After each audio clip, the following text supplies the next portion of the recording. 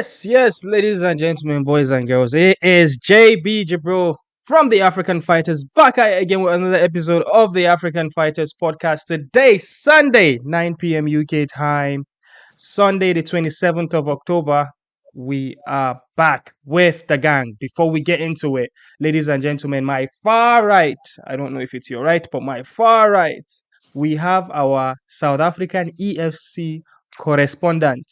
Ladies and gentlemen, she is she is a very, very popular writer in the space of combat sports, not just combat sports.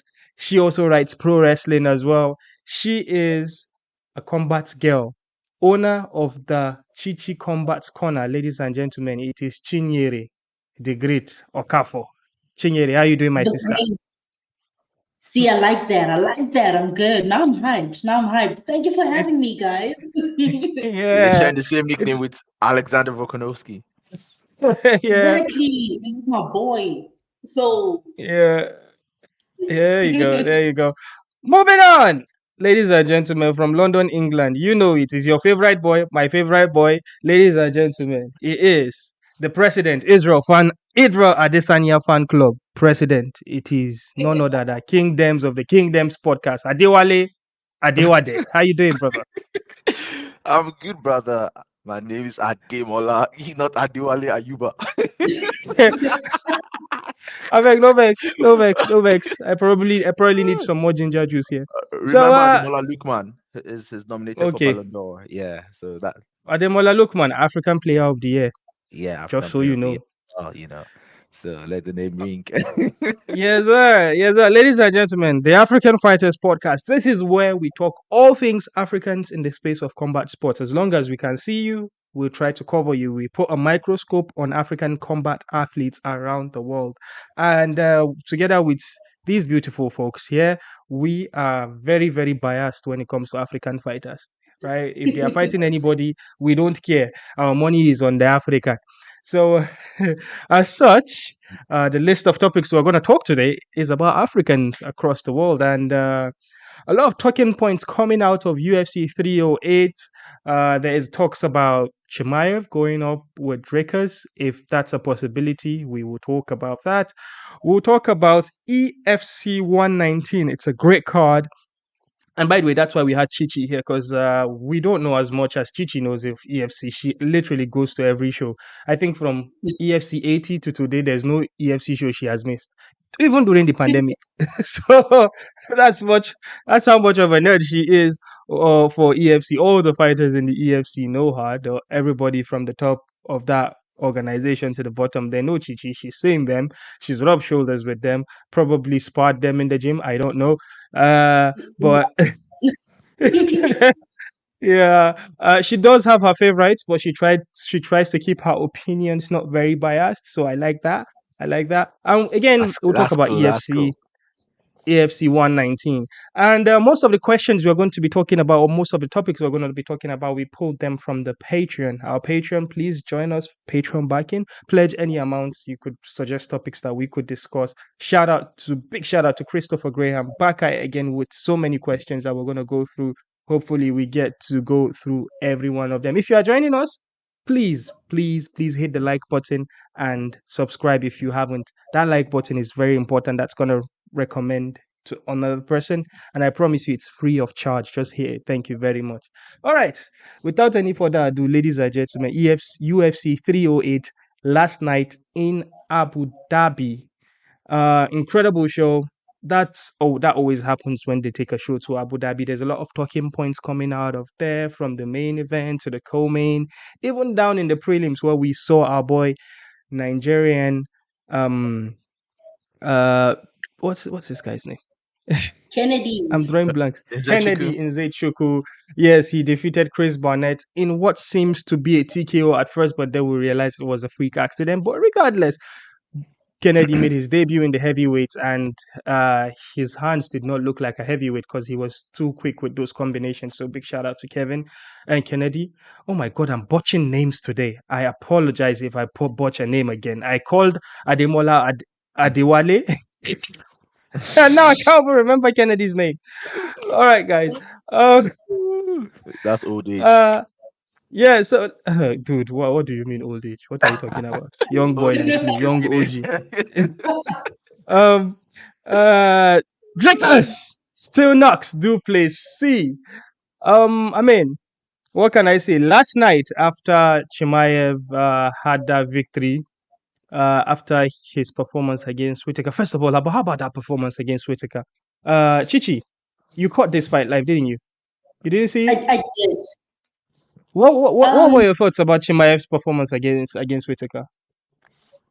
I was so nervous going into this fight because I was like, Rob needs to win. Because, he's coming off of like, a bit of a rough patch. So I was hoping that like, he'd be able to stun everybody. But then Khamzat just did what he does best. And oh man, like Rob looks like a shell of his former self. And I hate it. I really do hate it. But also Khamzat is definitely undeniable. In the UFC especially, undeniable. So props to him. Yeah, I would say I feel like sad. I would say for Rob because those pictures that came out after that submission, because it wasn't the submission on the neck, it was he Chimaev cranked his jaw and that Mm. jaw broke. Did you see his teeth? Ooh. His teeth, I did see it. the front bottom tooth moved in, and the other side collapsed. I have no idea how they are going to fix that guy's jaw, man. I don't He know if said they fix his they've jaw fixed if it if he's before. He said he has yeah. done work on it before. That he had an accident when he was way younger, right? So he's always had Mm, loose teeth, right? So they've done some work on it Oh, after the Dricus fight, right? But it was still like a bit loose. But Chimaev completely, ah, crushed it. So they need to do like a oh major boy, surgery on it. So I do oh boy. understand that because for me personally, I have a small jaw. I've had some surgeries, right? In for my tooth, so I had like the impacted tooth taken out on both sides, right? So Mm. sometimes some people have issues with their jaw and their teeth, so you might need to go undergo some surgery, right? So if you do an extreme sport, like it might affect you, and I think that's what affected him this time around. Yes, ladies yeah. and gentlemen, big shout out to the king of boreholes. Ladies and gentlemen, it is none Denmark other than the Rimbo. selfless Temba, the answer Gorimbo. He's live The here with us tonight. Big shout out to Temba. We've got Bam Bam also chipping in Hey, with some Bam black hats. Bam. Appreciate it, Bam Bam. That's our brother from the we got, BKFC. yeah, Courageous Empire is here as well. A big shout out to you guys. Thank you for tuning in. All right, I want to make reference to a tweet by Dricus. Dricus mentioned, "I feel sorry for Rob. He looked super ready, but this fight game, well done. But this is the fight game. Well done on good performance to Khamzat. That being said, I can't wait to take your zero." Now, Ooh. before we hopped on here, I saw Chael Sonnen got a promo on social media saying, "Oh, he's heard that Chimaev is absolutely next for Dricus, and they're probably not gonna do that Sean Strickland fight."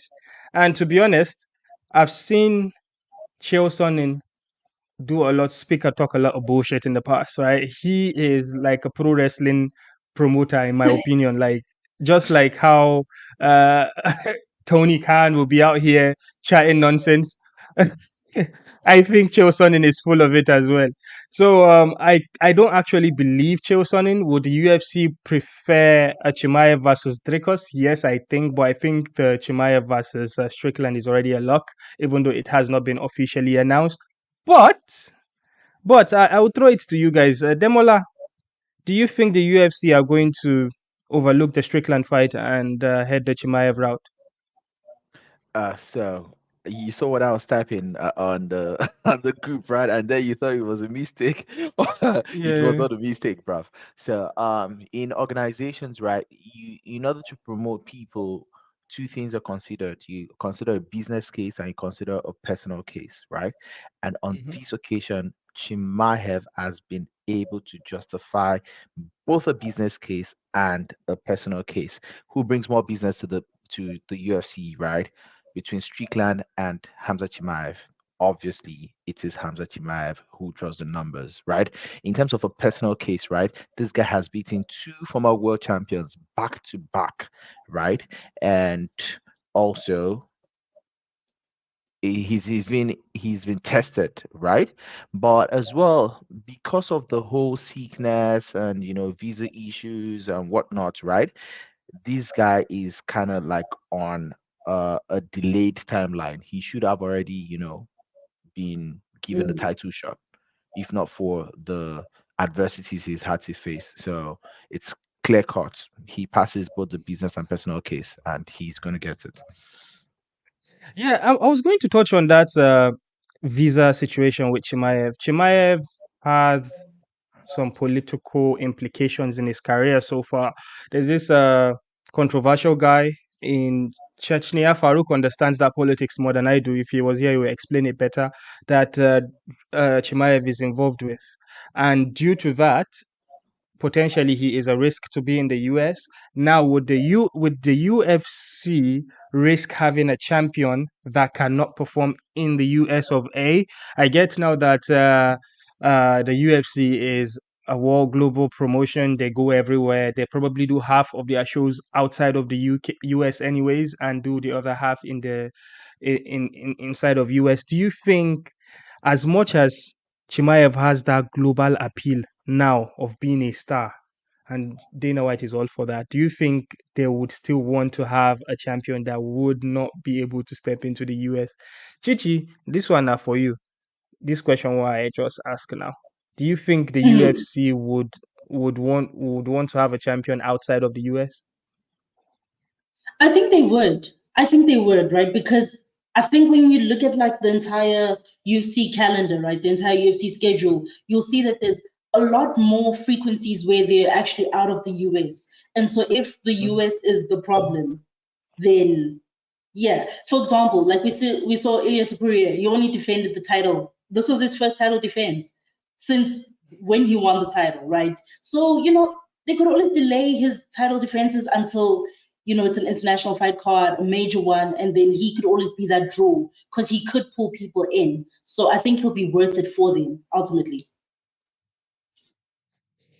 All right.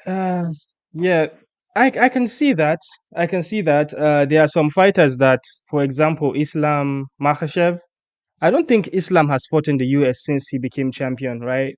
He defended his title twice against Volk, all outside of the US, in Australia and in Abu Dhabi.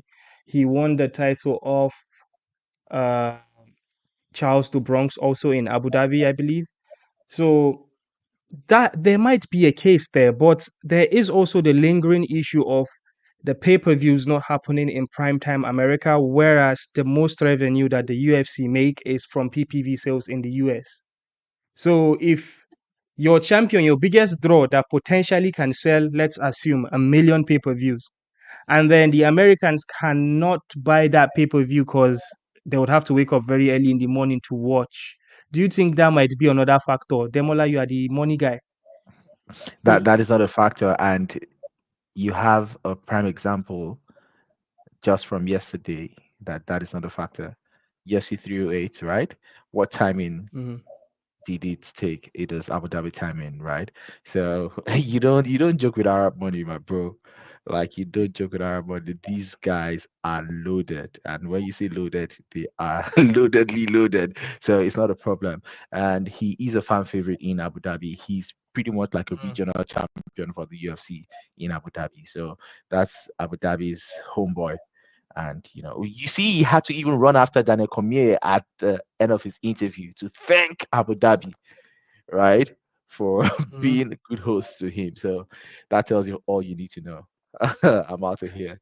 We've got Temba here saying Dustin in New York. What is this he's talking about? Is it talking about Dustin Poirier fighting who in New York? Is he fighting Ilia? Um, so still about Dricus and Chimaev. Now let's shine more light on potentially if this fight would actually happen. After that performance versus Chimaev, now we will start using our MMA brain and trying to see, okay, styles make fights. Yes, we get that aspect, but stylistically,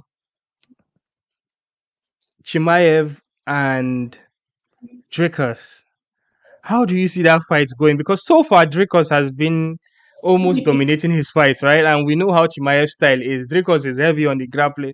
Chichi, in your opinion, how do you see that fight going? Dricus and Chimaev, if that eventually happens. Oh, by the way, Temba has clarified. He's saying, oh, Ooh, Islam fought Dustin Poirier in New York. Oh, yeah, there was that MSG show, wasn't there? Yeah. I was hoping that this wouldn't be the question that's thrown my way, because ooh, my girl. Whoa. First of all, man, I don't know why, but the prospect of Dricus Duplessis versus Khamzat Chimaev actually excites me more than the Sean Strickland rematch, right?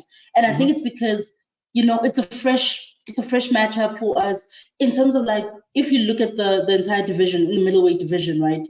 Dricus kind of blew through a lot of them on his way to getting the title. So Khamzat is like that fresh challenge that he hasn't really had.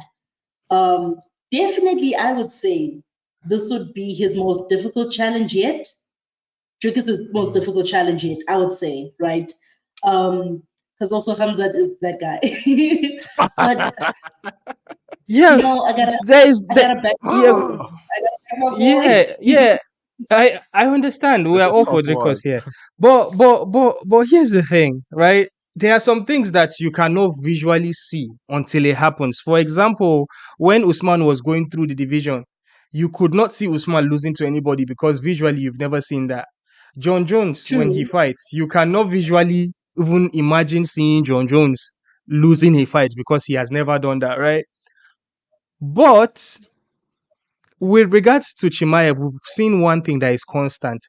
One thing that is constant is like when he fights in the first round, those takedowns that he goes, those double legs he goes for them like a cat. He doesn't care about your wrestling pedigree. Now, when he fought Usman, prolific wrestler, although he didn't have knees when he fought, I'm just trying to make excuses for Usman, but he did not relent. He went for that takedown, got Usman down, and kept him down for that for whole of that first round. Same for uh Whitaker. Whitaker has been known for as a very good wrestling defender or whatever you might call him. And Chimaev went straight for Anti-wrestling. those legs. He at this point he doesn't even time the takedown anymore. He just goes for them. You see him coming, but he's going to get them. He's going to get those double legs, right? It's coming for you. Are you going to see? You know when he fights Dricus eventually, he's going to shoot for those takedowns. Now my thing is, I've never seen Dricus at the bottom before. I've never seen Dricus struggle from his back before in the UFC per se. So I struggle to actually think about this. I struggle to see Chimaev dominating Dricus on the mat and eventually submitting him or knocking him out. Is that something that you can visually see, or is that something that is there a pattern to this Demola that you are seeing it differently than I am? Okay, so the thing is, I can't visualize that, to be very honest, right? Because Dricus is very strong. He is very very strong, and I think Dricus is going to give Hamzat a run for his money. It's going to be quite close, just like the Burns fight. So you can see Burns is very strong and he's got good wrestling, good jiu-jitsu, right? So he was able to match Hamzat, right? Grapple for grapple, and I think that's what I see playing out. So I think whatever gas tank Hamzat has in the fourth and fifth round is what will be the difference between Hamzat and Dricus. That's the way I see it playing out. Do you think no, well, when you're speaking like that, you are kind of painting the Usman Chimaev fight picture, because like Usman Chimaev versus Chimaev went through the first round a rally thinking he was going to get the finish. He didn't, although a lot of Mhm. people would say that was a 10-8 because of how he It dominated was Usman. it was a 10 But round then, on my own yeah, but scorecard. then, yeah, but then as the fight progressed, we got to a second round, a third round. We could see Usman picking up on confidence.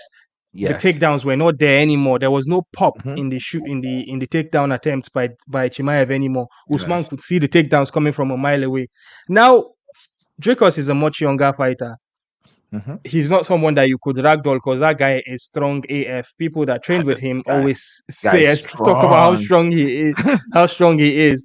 Hmm. And Chimaev is a strong guy, Hmm. evident by crushing somebody's jaw with his hands. Ugh. Do you think this is one of those things where, oh, that those same questions that we have about Chimaev going like, oh, can he even survive in championship rounds? Do you think that's one of the things that would come into effect when he fights Dricus and Dricus takes him out of there in the championship rounds, as the 4th or the 5th round? Exactly. So I think it's going to be about who wants it more in that fourth and fifth round, and whose gas tank, Mm. still has something left to give. So, but we saw it in the Adesanya fight. Dricus is a very, very determined fighter. You can knock him down, you can crack him, but he will still keep coming for you. So, it will be interesting to see this matchup. I think it's going to be a close contest, but may the best man win. All right. So if we don't see, let's say there were rumors about Dricus fighting Strickland in Australia. Either way, both of them are not even Australians, but regardless, that would be a great card because it's easier for South Africans to get themselves in into Australia, isn't it? But if that fight is going to go on, would you advise Chimaev to fight someone else in the middleweight or wait around, or would you say he should just wait, or would you say he should fight someone? And if he's going to fight someone, who might that be in the middleweight? Did you hear what he said at the end of the fight? It was like, I can't Dana, remember. what is wrong with UFC? Where's my belt? Where's my belt? I want to fight for my belt. I am champion. Yeah. Well, it's going I to want to be. smash It's everybody. you know you, So, you know you know what I'm thinking. What I'm thinking like he is doesn't want this any guy other thing except for that Sean belt. Strickland. Sean Strickland has a bad mouth on him. Like he's very mouthed. When Nigerians say you are mouthed, is like you do cho cho cho. If they give this fight to Chimaev, oh my God, Sean Strickland is going to come out with a podcast, and, and he's going to rain. He's going to bring down the rain on the UFC and the matchmakers about allowing that to happen. But He can do that all yeah, he wants. He will have to wait. um, They can guarantee him to fight the winner. still about Dricus, right? Someone said, "Oh, oh, again, your boy Dana." There was a South African media guy in the press conference building up to UFC 308, and he's like, "Oh, talking about UFC Africa." Oh gosh, I cannot do the South African accent. I'm sorry. Hey, Chichi, Afrikaans can you do the accent. South African accent and It's the say, Afrikaans I accent. don't know what the African accent is. okay, that's it. The accent that you just used now, that's the South African accent. Anyways, a South African media guy was asking, oh, just to confirm, then UFC Africa is happening next year. Then I was like, yeah, sure. It's happening in South Africa. Then I was like, yeah, sure. And then he said, is it He Dricus? said South Yeah, Africa is Dricus. first. Huh? He said South Africa is first. When they come to Africa, South Africa is definitely first. Yeah, Yeah, he said that, right? And apparently, according to some sources that we have, apparently Rwanda is like the solid front runners. It's not about, with the conversation between the UFC and Rwanda, it's not just about, oh, we want to do a show in Rwanda. It's more about there are corporate discussions that are actually happening, right, between the bodies of the Rwandan government and the UFC. And apparently those conversations are even almost done. The deal is almost done. And it is, at this point, it's almost like 90% that a fight night, not a pay-per-view, a fight night is going to happen in Rwanda. So again, that means, number one, if a fight night happens, that means we're not going to see Dricus on African soil defending his title for the first time at least. And number two, it's going to be one of those things that, depending on how the fight night is taken or the success of that show, if there's any success at all to it, then the UFC will be like, okay, we can come back to this territory and do a pay-per-view there. And that is when a title will be defended.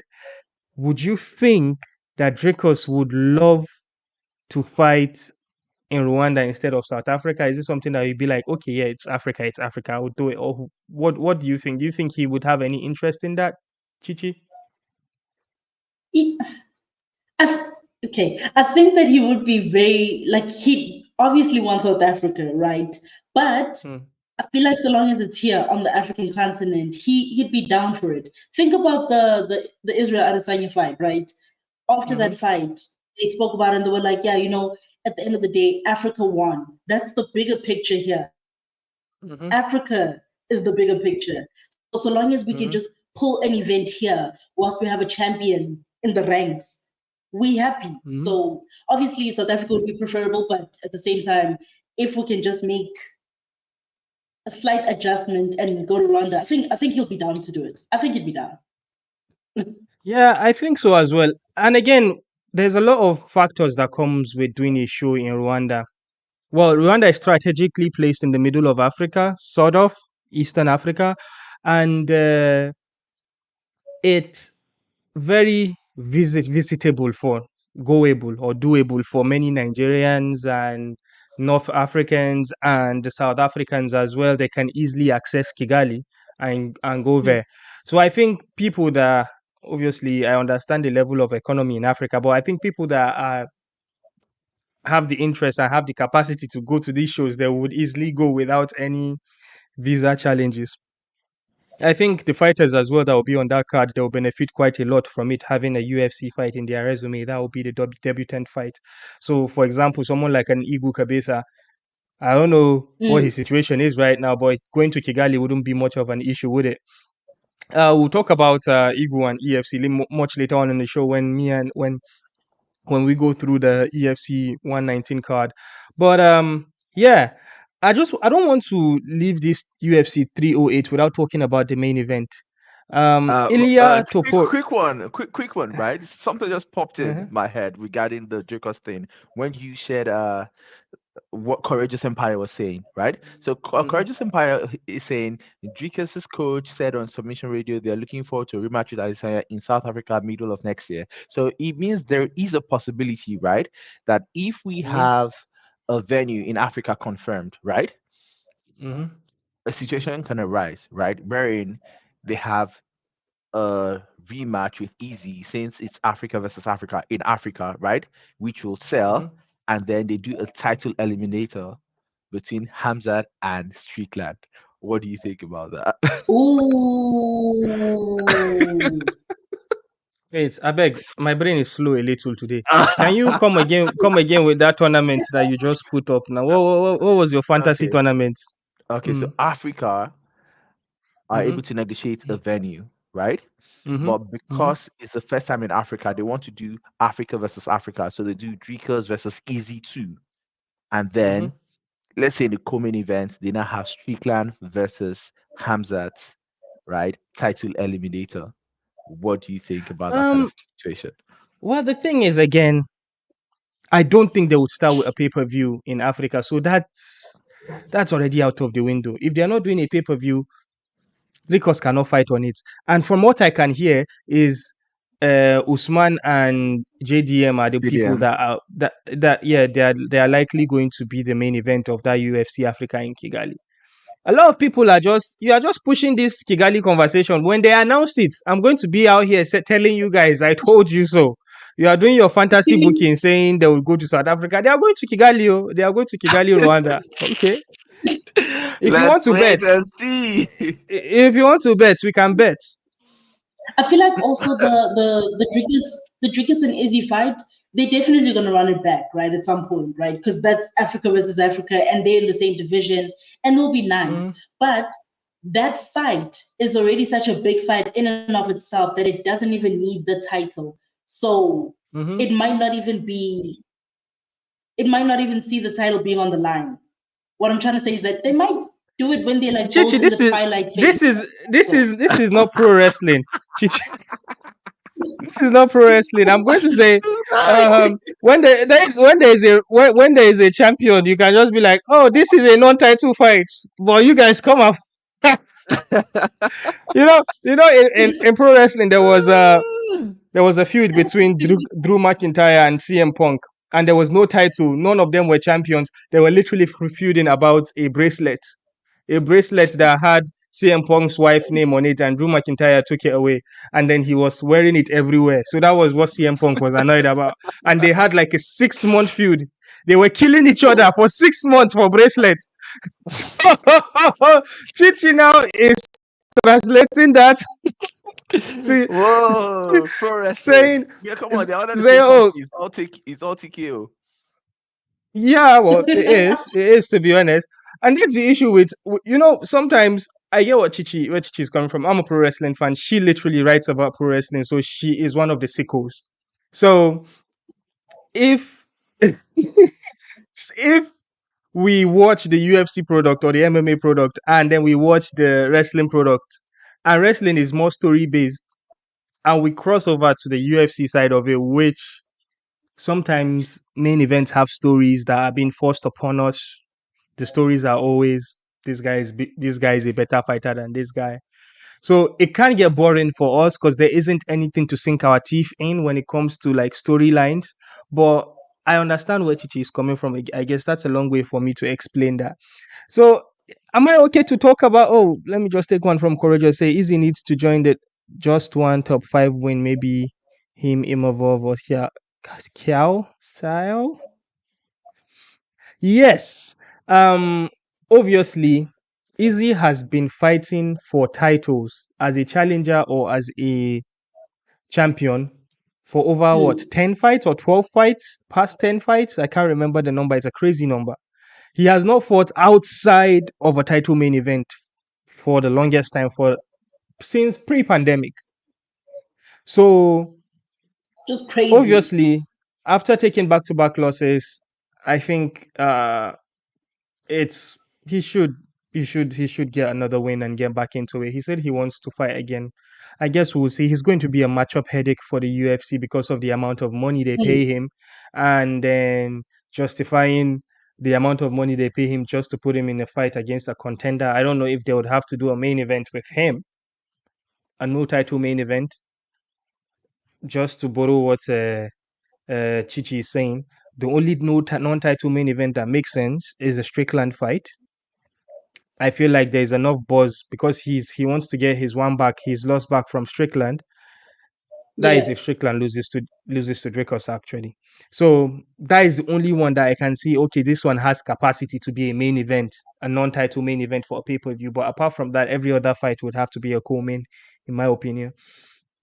But I just want to quickly talk. Let's quickly talk about Ilia Topuria last night, right? Ilia knocked out our boy Max Blessed Holloway in what a lot of MMA fans, I've seen a lot of memes as well, were sad and disappointed about. I was not very happy with that. I hate to see Max like that. But yeah, this is something I mentioned in our preview of this card. If you remember, Demola, I told you Ilia is a ticking time bomb of a star to be made. Now the only thing left for him to cross over to superstar is for them to take a show to Spain. If they take a show to Spain and put him in the main event and people see that crowd reaction that he's going to get, dude, if they take it to Santiago Bernabeu Stadium, bro, if they sell out that place, he is going to be absolutely massive. And of As course, I was saying, Real Madrid are supporting him. Sergio Ramos was, yeah, like I was telling you guys, like we've got this guy, the biggest star right now in MMA, arguably, not even arguably, certainly right now, the biggest champion in MMA right now is Alex Pereira, right? And the second biggest star that is not a John Jones, it cannot be argued. It can't be argued. It could be Dricus or Ilia because everybody else is boring, right? We've got Merab, we've got Pantoja. I can't even remember who the flyweight champion is. It's Pantoja, right? it's we've got Islam. I am not trying to disrespect these fighters, but as a casual, I'm saying they are boring. And the UFC needs another Conor McGregor to come through. And the closest is Alex Pereira right now as a champion. Initially, it was Easy, but Easy is no longer champion. So I'm trying to say Ilia and Dricus were side by side, in my opinion. And after Ilia's performance last night, I told you guys, Ilia needs to knock out Max Holloway for him to explode. explode into the scene. Now, with his performance against Max, a lot of people are even saying that Ilia deserves to be the fighter of the year over an Alex Pereira. Alex Pereira, by the way, he finished Jamal Hill, Jiri Prohaska, and Khalil Roundtree all in this year. Max Holloway, Ilia Topuria, by the way, finished Volkanovski to become champion and knocked out Max Holloway. Although Ilia fought 2 guys, Alex fought 3 guys. But the quality of the guys that Ilia fought, I would say, is bigger than the quality that Alex fought. Not that I'm trying to disrespect the Jamal Hills of the world and Roundtree and Jiri Prohaska. Do you think it's a conversation to be had? Would you actually entertain the conversation to argue about who the fighter of the year is between Ilia Topuria and Alex Pereira? Chichi, you go first. It's not a conversation to be had. Alex Pereira is still number 1. He's still the top guy. Okay. Because I feel like with Jiri Prohaska, first of all, is that guy. Okay. Obviously, Alex just ragdolled him, but he's still that guy. I think, right, for the mere fact that Alex Pereira was always willing to step in on short notice, he's always just looking for a fight. He's always that guy, right? Just based on the frequency and the visibility, Alex Pereira is just a step ahead of Ilia, for me, at least. That's how I would put it. You know what I'm saying? But Ilia is a very close second. Yeah, and inside the African fight, I say African fighter. Inside the UFC fighter of the year. Yeah, I agree with Chichi. Like, Alex Pereira is, ahead of this one. Like, if we want to be fair, if we want to be sincere, if we want to be truthful, right? If we want to be objective as well, 3 big wins, and of course, effortlessly, even on when he was meant to be on holiday, right? And come on, the quality of these guys are no pushovers. Two former champions, as well. Jiri I'm going to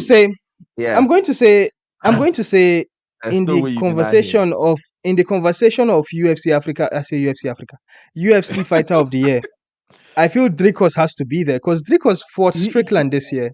He won the title against Strickland this year, and he finished Adesanya also this year.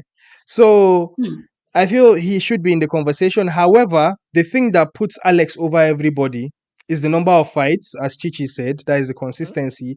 3 fights this year. If he wanted to, he can even fight in December. Yeah. But that Khalil Roundtree fight, Khalil Roundtree fights took a lot from him.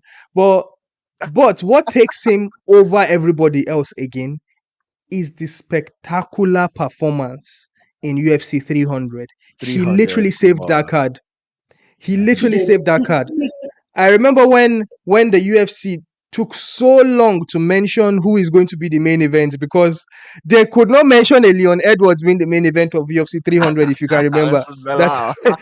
So they had to use an Alex Pereira and Jamal Hill. It was Jamal Hill, wasn't it? Yeah. Yes, Jamal Hill. Yeah. And not just that, my guy went to UFC 300 and made a meme. He knocked out Jamal Hill. First of all, he got kicked in the crotch. He told Herb Dean, leave me alone. I am Robocop. I did not feel that. And then proceeded to knock out Jamal Hill and did the Kabile celeb pose on top of Jamal Hill. He did not only save UFC 300, he made it memeable.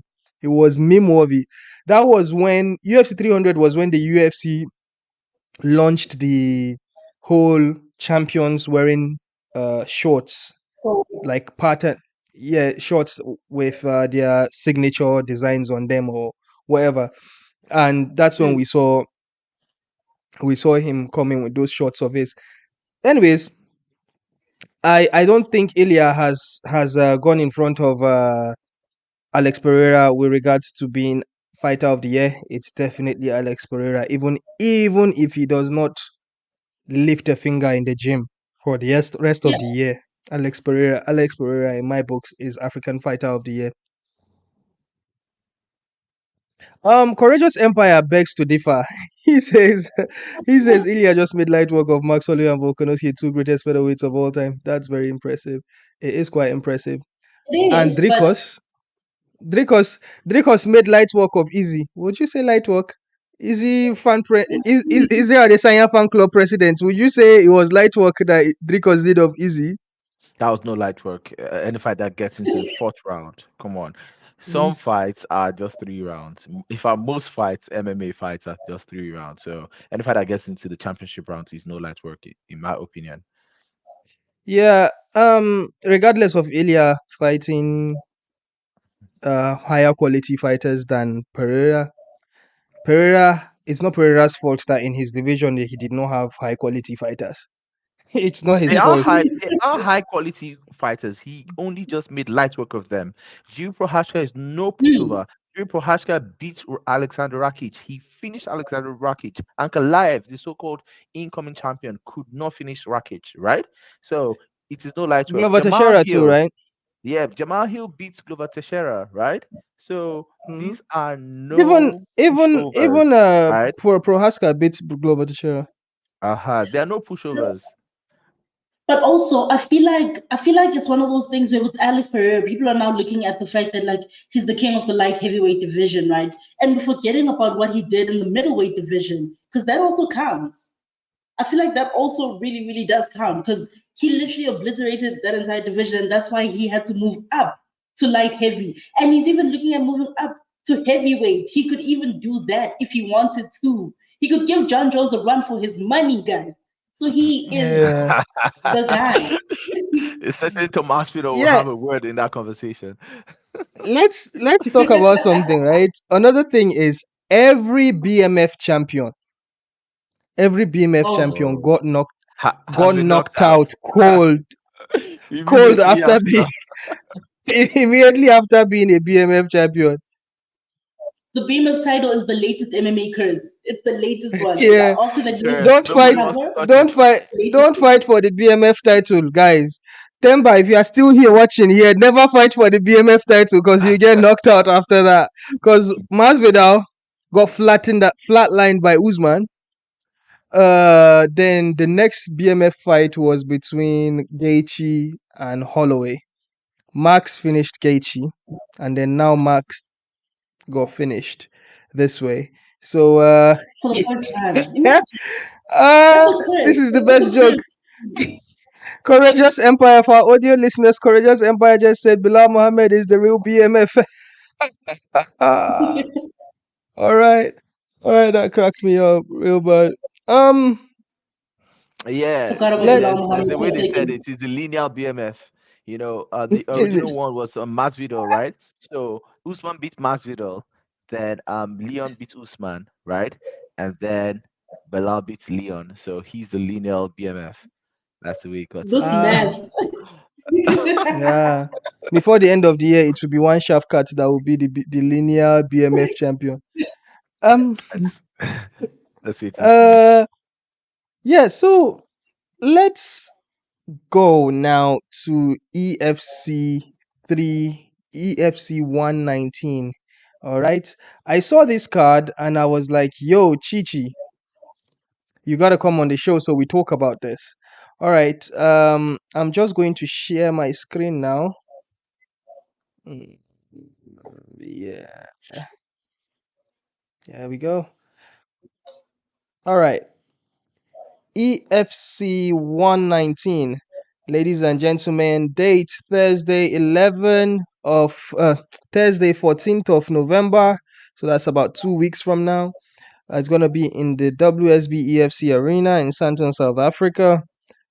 And we have 2 title fights. The main event is for the EFC Flyweight Championship. Terence Belelo fights Edson Makavene. I hope I did not botch that name, Chichi. And in the co-main, we have Dane Van Vick fighting Nigerian Juliet Chukwu.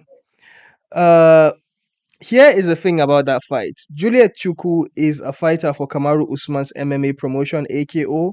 And this is the first time that we are seeing something, a cross promotion happening, AKO and EFC working together, because Juliet is just being thrown to fight for the title, even though she is not like a regular fighter in the female division of the EFC. So let's start with that co-main. Dane Van Vick and Juliet Chukwu were both nominees for our African Female Fighter of the Year last year. If you guys can remember, we both nominated Dane Van Vick and Juliet Chukwu. At this point, I can't remember who actually won. Oh no, I do remember. It's a girl from Morocco that fights in RS that won that award. But Dane Van Vick and Juliet were both nominees, and look at them now. They've all grown up in front of our eyes. So I would say that our scouting departments of looking for female African talents did a fantastic job at the top of this year to pick up these girls. All right, Chichi, this is your department. I know you are an advocate for woman wrestling and woman MMA, right? You know, you know Dane Van Vick very well. I don't know if you know Juliet Chukwu very well. I know you know the other Chukwu, the other girl, the other Juliet. Okay. Yeah, Juliet Uka. I know you know that one very well. But Juliet Chukwu, I know she's a striker. Her grappling is not very good, but then her striking is top notch. She's like a proper striker. And I know that Dane Van Vick is a bit of a more complete fighter. Coming into this fight, Chichi, what are your thoughts about this fight, first of all, the whole card, first of all, and let's talk about this girl specifically. What do you think? Before we get there, I want to ask something real quick, right? I mean, so you just mentioned how AKO EFC, it seems like, this is the first time that they actually like collaborating in a way, right? Is Juliet actually part of the championship tournament that's happening in Yes, AKO right now? she is on top of the Oh, table of the women's division in AKO. oh, snap! Yeah, I did not know that. Because I mean, yeah, I saw that she fought like about 2 weeks ago. She was fighting for some other promotion. Forgot yeah, what it she was. does. Yes, she does fight somewhere else as well. Yeah, but okay. Anyway, with regards to this Means fight, they're I freelancers have been, I guess so. I guess so. Hmm. But Hmm. I guess like with the EFC women's divisions, right? I've been it's been bothering me so much because we've seen that like EFC has been trying to fill up the gaps, right? Trying to crown new champions and everything like that. But then the women's divisions constantly are running low, or there's no champion, or there is a champion, but like we haven't seen her in like 4 years. So I was very excited when I saw this matchup being confirmed, right? So I was like, okay, let's go. And then obviously I saw Quiet Storm, Dana van Veek, that is. And I was like, oh, okay, cool. She's coming back because I would say, like if we had to rank the women in the EFC, right, pound for pound, she is the number one. She is the hardest striker that we've got in the EFC women's divisions, like altogether, straight up. So I was like, okay, this is cool. And then when I looked closer at Judith Chukwu, I was like, oh, we've never seen her. Like this is literally her debut fight. It's her EFC debut. And she's fighting for the title, which is very awkward. It has been done before. It has been done before where people come in and upon debut they're fighting for a title, but it's still a little bit weird. But regardless, I feel Yeah, like I this is an think. opportunity for either. Yeah, I Yes, was go gonna on. say. I think there's a thing about if Juliet wins the title, there is a conversation that is going to be had again with regards to how both promotions are going to use the girl. So it all boils down. If she loses against Dane Van Vick, double then champ. I guess there's no problem. But then if Julia wins, then there's a lot of conversations to be had, because Juliet does not just Double show up champ. to fight. There is obviously contractual agreement, so there is quite a lot to be discussed. Yeah, sorry to cut you off, but we've got Ebuka in the balcony. Ebuka, ladies and gentlemen, from London, England, he is none other than Ebuka. I am Tycoon Ogbona. Ebuka, you are late to the party Yeah, today. yeah, yeah. I'm here to knock Ibuka someone out. Ogbonna. Hi guys. Ebuka, Hi guys. Ebuka, we got some super chats today. We've got like super chats of like £200. Just so you know, Oh, because you that's were not here, you were not here. I We're hope not sharing I, it with you. I hope no. You guys can't do that with me tonight. No. Well, I'm so sorry. I'm so sorry to be late. When you come from an African home, sometimes you need to deal with family problem. I was dealing with serious family problem today. So I'm so glad to be with Um, you uh, guys. How are you guys I'm doing? joking. I'm joking. My viewers have not showed us love today. If you are in the live chat I'll, and you I'll enjoy need what we to are doing, run through, ladies and guys. gentlemen, if you are in the live chat and you like what we are doing, ladies and gentlemen, please, we do appreciate super chats. Super chats are open. Thank you very much. Ebuka, you met us when we were literally in the middle of. Oh, Demola did say he's going to step out a little bit. Uh, Oh, did you just I'll leave? keep you guys. Oh yeah. Demola has an Right, interview right, with Dewey Black Cobra Cooper, so he had to go. Uh, right. we're almost wrapping up the show, anyways. So we were going through the EFC card. So we've gone through the girls, and we're going to go to the main event, Chichi. Main event: Terence Balelo and Edson Makavani. Edson Makavani coming in as the challenger and undefeated. Thoughts about this fight? The entire flyweight division is a mess right now, not gonna lie. Because Terrence is the interim champion, but he hasn't been promoted to undisputed champion. So this fight is for the undisputed championship, if that makes sense. I don't know, but yeah. Yeah, Um, yeah. yeah, so basically Terence Balelo, Edson Machavane, it is such a complicated fight because they've both got their strengths, you know what I'm saying? And I recently did Mm-hmm. an interview with Dando Zondi on Chichi's Comeback Corner, shameless plug. But and basically when we were doing that interview, because Dando Zondi is actually in the flyweight division, when we did that interview, I actually asked him what his prediction for this fight was, right? And I think it's something that a lot of the fighters agree with in terms of that, like Edson might be a bit more well-rounded than Terence Balelo, but at the same time, Terence Balelo has also proven himself to be unpredictable, I guess, and to always be able to, pull it off when it needs to be done. So yeah, I'm looking forward to this fight. I'm really, really looking forward to this fight. Hey, yeah. Yeah, I yeah. don't I know. I don't think know. I think Make a I prediction. think that makes sense because honestly, I did not understand. If in case you're watching this and you're an EFC fan, I am not very smart about the fighters. I don't know who the champions are at this point, but I do remember Balilo winning a title last year, and I thought he won the interim title. So, but then seeing Edson Makavani being rated higher than, ranked higher than Terence Balelo, is Makavani the undisputed champion and Balelo being the interim champion? Who is the flyweight champion before Balelo won the interim title? So what happened with that title is that Gazamulo Zulu, King Zulu, he was Yeah. actually the undisputed champion. He was the double champion holding the flyweight and the bantamweight championship. And then he Mm-hmm. basically relinquished those titles to make space for the divisions to grow, is what we were told, right? Gotcha. But I think it's because he had signed a contract with Ryzen to go fight for them and whatever. But anyway, not the point. The point is basically that's why now for example, that's why we saw Faiz Jacobs being crowned the bantamweight champion.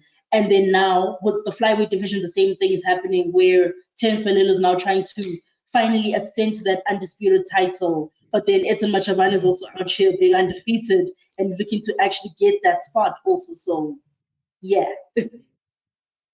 All right, another AKO fighter here, Ndidi Alonu. Ndidi Alonu is a Nigerian welterweight.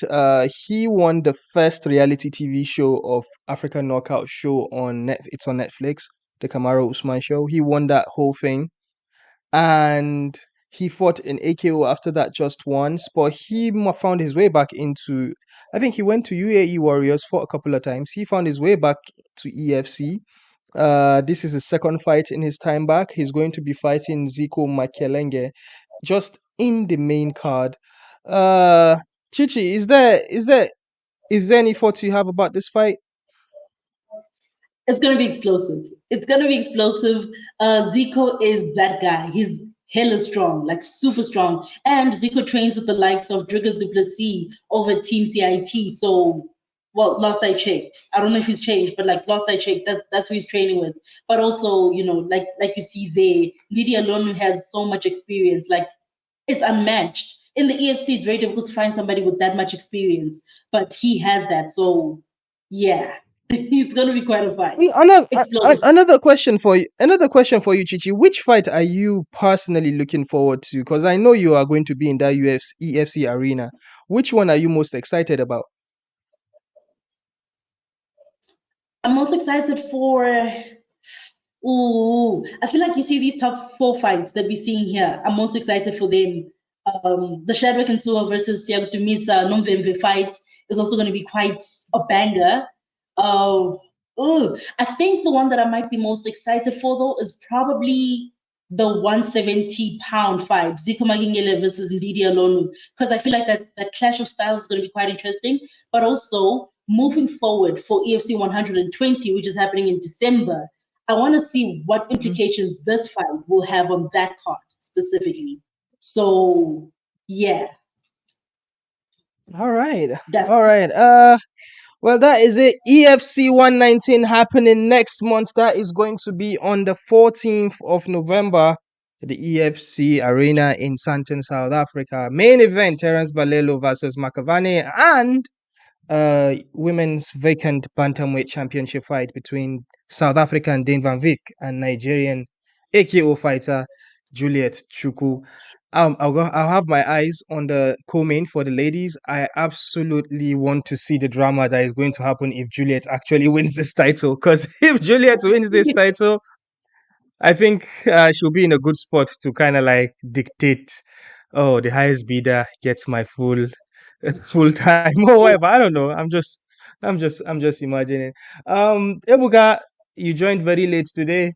We have gone through all the interesting conversations that I'm sure you would want to be part of. But is Chichi our in-house EFT expert then? Yes, we've already spoken about it.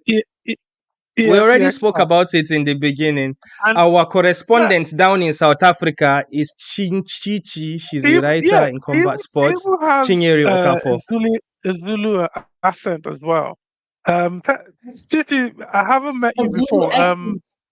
Wait, Ebuka. Let's do this when we go offline.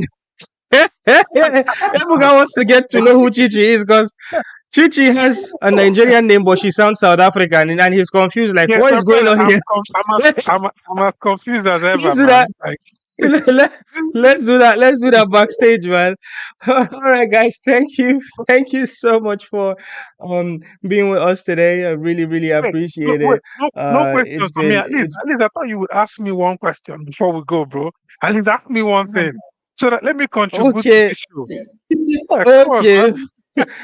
Okay, I can ask you a question. The question you want now, small thing. All right, here we go. There's a question I haven't asked anyone. Do you still have interest for Dricus Duplessis versus Strickland II, even though we know that a Chimaev fight is there? Do you still have interest in that fight? Yeah, I do, because, and the reason is simple, right? It's going to be a better scrap, in my opinion, because I mean, Duplessis is tough, but man, I don't see how he really stops Chimaev from taking that belt.